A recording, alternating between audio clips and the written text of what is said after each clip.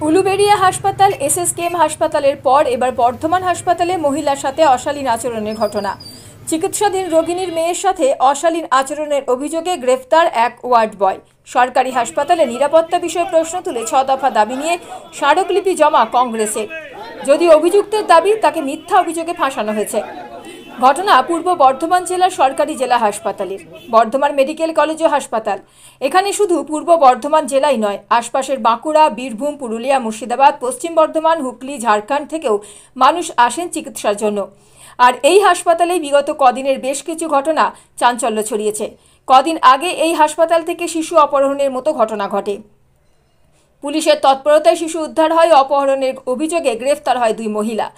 এই কদিনের মধ্যে পুনরায় হাসপাতালে এক আদিবাসী মহিলার সাথে অশালীন আচরণের অভিযোগে গ্রেফতার হাসপাতালের ওয়ার্ড বয়। জানা যাচ্ছে ওই মহিলার মা হাসপাতালে চেস্ট ডিপার্টমেন্টে ভর্তি রয়েছেন।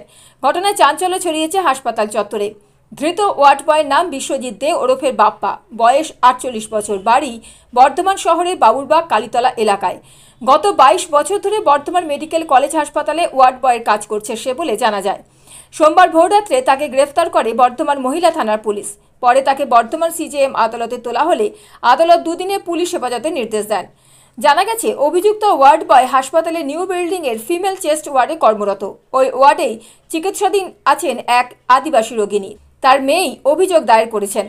অভিযোগ, শনিবার থেকে মায়ের সঙ্গে ওয়ার্ডে ছিলেন ওই মহিলা। তিনি হাসপাতালে আসার পর থেকে বিশ্বজিৎ তাকে বিভিন্নভাবে কুপ্রস্তাব দিত। রবিবার বিকেল 5টা নাগাদ বিশ্বজিৎ ওয়ার্ডে ঢুকে আচমকা ঘরের আলো নিভিয়ে দিয়ে তাকে পিছন থেকে জড়িয়ে ধরে। মহিলার চিৎকারে সে তার মুখ চেপে ধরে, এমনকি কিল চড় ঘুষিও মারে বলে অভিযোগ। পরে কোনো রকমে নিজেকে মুক্ত করে ওই মহিলা জোরে চিৎকার করলে আশপাশের মানুষ ছুটে এসে লাইট জ্বালিয়ে দেন। তখনই অভিযুক্ত ওয়ার্ড বয় পালিয়ে যায়। এরপরই মহিলা বর্ধমান মহিলা থানায় অভিযোগ দায়ের করেন। পুরো ঘটনার বিষয়ে হাসপাতাল সুপার তাপস ঘোষ জানান, অভিযোগ ছিল একজন রোগিণীর আত্মীয় আর কি আমাদের এই যারা এজেন্সির একজন স্টাফের এগেনস্টে অশালীন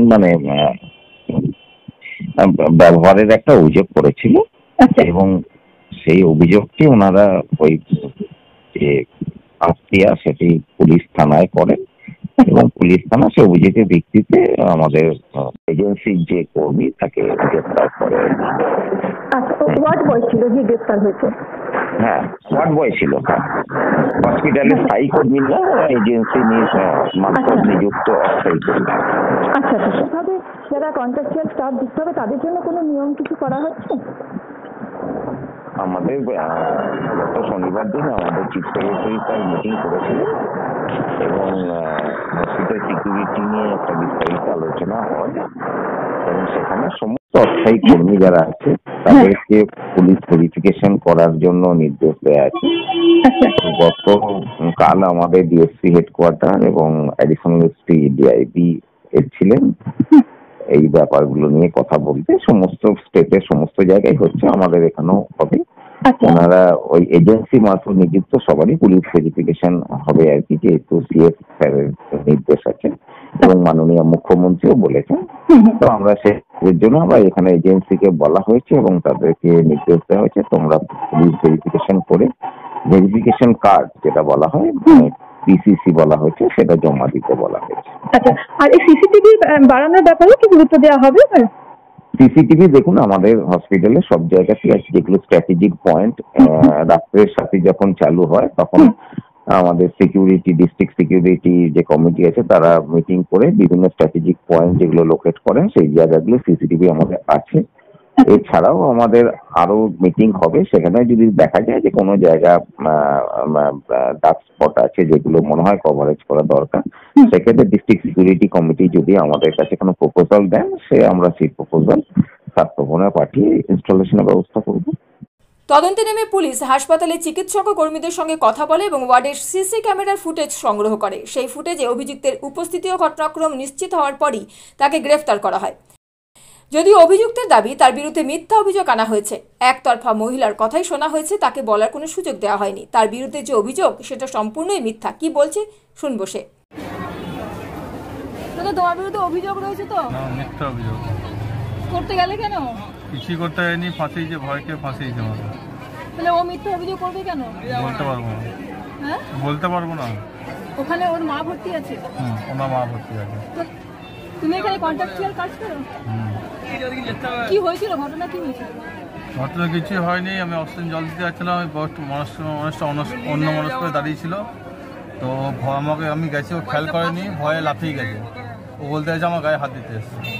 তো লাফালো কেন? ওই যে অন্য মানুষ করে দাঁড়িয়েছিল, পাশে অক্সিজেন এসে ছিল, ওনার গা ঘেসে ও আমার কাছে গায়ে ধরতে এসেছিল। কি ডিউটিতে ছিল ওখানে? ডিউটিতে ছিলাম ওয়ার্ড বয়। সিএস ডিপার্টমেন্টে? হ্যাঁ। কতদিন ধরে এখানে কাজ করছো? 22 বছর ধরে। কোন ইয়ের আন্ডারে, কোম্পানির আন্ডারে? এডিবি। হ্যাঁ, এডিবি। ধরলো কারা? ওরা অভিযোগ করেছিল 5টার সময় ঘটনাটা ঘটেছে, আর ওরা অভিযোগ করতে এসেছিল 8:30টার সময়। কি বলবো, আমার কথা কেউ শুনলো না, ওদের মেয়ের কথা শুনে আমাকে অ্যারেস্ট করেছে। তবে এই ঘটনায় হাসপাতালের নিরাপত্তা ব্যবস্থা ও অব্যবস্থা নিয়ে প্রশ্ন তুলে পূর্ব বর্ধমান জেলা কংগ্রেসের পক্ষ থেকে ডেপুটেশন দেওয়া হয় হাসপাতাল কর্তৃপক্ষকে। তাদের দাবি বর্তমান হাসপাতাল যেন দ্বিতীয় আরজিকর না হয় এবং ভবিষ্যতে এমন ঘটনা আর না ঘটে তা নিশ্চিত করতে হবে স্বাস্থ্য দপ্তরকে। আমরা 6 দফা দাবি নিয়ে ডেপুটেশন দিলাম, কারণ সিকিউরিটির প্রচুর অভাব। পুলিশ ডিপার্টমেন্ট কাজ করছে ঠিক আছে, কিন্তু এই আমাদের হসপিটাল অ্যাডমিনিস্ট্রেশনের যে সিকিউরিটি, সেই সিকিউরিটির অভাব আছে। অভাব না থাকলে এই জিনিস সম্ভব না। এবং তার সাথে যারা এখানে আউটসোর্সিংয়ে ঢুকছে, যে সমস্ত জেলেরা, তারা প্রত্যেকে তৃণমূলের ক্যাডার ছাড়া এখানে আর অন্য কেউ ঢুকতে পারে না। তাই যারা এই কাজগুলো করছে, রিপিটেটিভ টাইমস যারা করছে, তারা দেখুন গিয়ে তাদের মাথার ওপর কোনো দিদি বা দাদার হাত ছাড়া সম্ভব না। সেই কারণে আজকে যেই সাথে অ্যারেস্ট হলো, কালকে জামিন পাবে, পরশু আবার ঢুকবে, তার কারণ দাদার হাত মাথার ওপরে আছে, আবার ঢুকে যাবে, আমি গ্যারান্টি দিয়ে বলছি, বহাল তবিয়তে। তো সেই ছেলেটি নিশ্চয়ই 2 দিন পর আবার করবে। তো আমরা দাবি রেখেছি, যে অ্যারেস্ট হয়েছে সেই জন্য in the history of Bardhaman medical college and hospital আর কোনো দিন কর্মরত অবস্থায় না এখানে আসতে পারে। দেখুন, এইগুলো শুধু সিসিটিভি ক্যামেরাটা চলছে, দ্যাট ডাজেন্ট মিন যে ক্যামেরাগুলোর মধ্যে রেকর্ডিং হচ্ছে। এরকম বহু জায়গায় দেখেছি, ইম্পর্টেন্ট অ্যাডমিনিস্ট্রেটিভ জায়গায় দেখেছি, লোক দেখানোর জন্য ক্যামেরাগুলো রানিং দেখাচ্ছে, তার মানে ওইটা রেকর্ডিং হচ্ছে না। মানুষকে বুঝতে হবে এটা। রেকর্ডিং হার্ড ডিস্কটা অনেক সব ইচ্ছাকৃত বন্ধ রাখা হয়, হার্ড ডিস্ক লাগানো থাকে না। যদি আমার ক্যামেরার মধ্যে রেকর্ডিং নাই হয়, হার্ড ডিস্কের মধ্যে রেকর্ডিং না হয়, আপনি দেখিয়ে দেবেন যে ক্যামেরা চলছে, কিন্তু ওই ক্যামেরা কোনো ভ্যালুলেস। তা আমরা চাই সঠিক পদ্ধতিতে সিসিটিভি ক্যামেরা রানিং থাকে। তার কারণ হচ্ছে আমরা এটাও দাবি করেছি যে সিসিটিভি ক্যামেরার সামনে যেন একটা পার্সোনালকে বসানো হয়, যেমন অন্য স্টেটে, অন্য কান্ট্রিতে হয়, যে একজন ওই লাইভ ফুটেজটা দেখবে, কোনো অপ্রীতিকর ঘটনা ঘটলে সে ইনস্ট্যান্ট বলবে। আমরা ডিমান্ড করেছি যে প্রতিটা ডিপার্টমেন্টে একটা করে ওয়াকি টকি দেওয়া হোক, কারণ কোনো ঘটনা ঘটছে সেই সময় যদি সুপারকে বা পুলিশ ডিপার্টমেন্টকে ফোন করার সময় সেই পুলিশ ডিপার্টমেন্টের ফোন এনগেজ আসে, তাহলে সেই খবরটা দেওয়া যাচ্ছে না। সেই ওয়াকি টকি যেমন ট্রাফিক ডিপার্টমেন্টে আছে, যে এক জায়গায় বললে সমস্ত লোক শুনতে পায়, সেই জিনিসটা আমরা ডিমান্ড করেছি।